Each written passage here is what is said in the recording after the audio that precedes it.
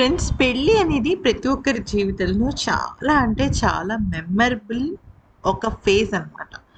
అది హీరో అవ్వనివ్వండి, normal person అవ్వనివ్వండి, ఆఖరికి దేవుళ్ళకైనా సరే కళ్యాణం అంటే అది చాలా అంటే చాలా విశేషమైన పని. అయితే విజయ్ అలాగే సంగీత గారికి ఈ ఆగస్టు 25వ తేదీన వాళ్ళ పెళ్ళయ్యి 25 సంవత్సరాలు పూర్తవుతుందనమాట. అంటే సిల్వర్ జూబ్లీ అనుకోవచ్చు. అయితే ఈ 25 సంవత్సరాలలో వాళ్ళు దాదాపు 22 సంవత్సరాలు హ్యాపీగా ఉన్నారు. కానీ లాస్ట్ 3 ఇయర్స్ మాత్రం వాళ్ళ జీవితంలో ఏదైతే చూడకూడదో ఒక భార్య, భర్త అదంతా చూసారనమాట.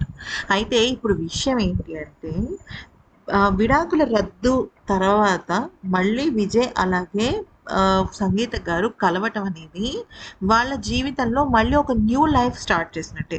ఇప్పుడు సాధారణంగా ఒక మనిషికి ఏదైనా యాక్సిడెంట్ అయ్యి చావు అంచుల దాకా వెళ్ళి బతికి వస్తే అతనికి పునర్జన్మ అంటారు. అవును కదా!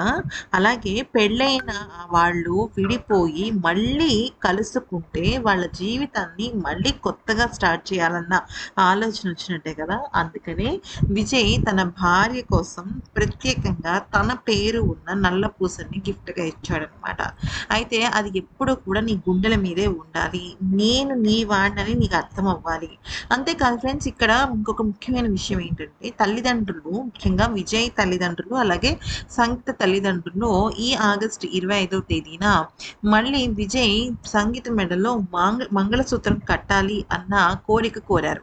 కారణం ఏంటి అంటే ప్రతి ఒక్కరు కూడా విజయ్ మీద అలాగే సంగీత గారి మీద ట్రోల్స్ చేస్తున్నారు.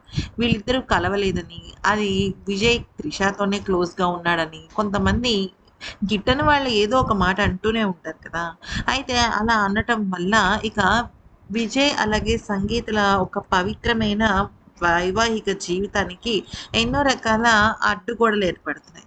అందుకని విజయ్ మళ్ళీ తన భార్య సంగీతకి మాంగళ్య ధారణ చేస్తే, అది కూడా పెళ్లి రోజు నాడు చేస్తే అది చాలా బావుంటుందని మళ్ళీ పిల్లలు కోరుకుంటున్నారు. ఎందుకనంటే పిల్లలిద్దరికీ కూడా తమ తల్లిదండ్రుల పెళ్లి మళ్ళీ చూడాలని అనిపిస్తుంది కదా!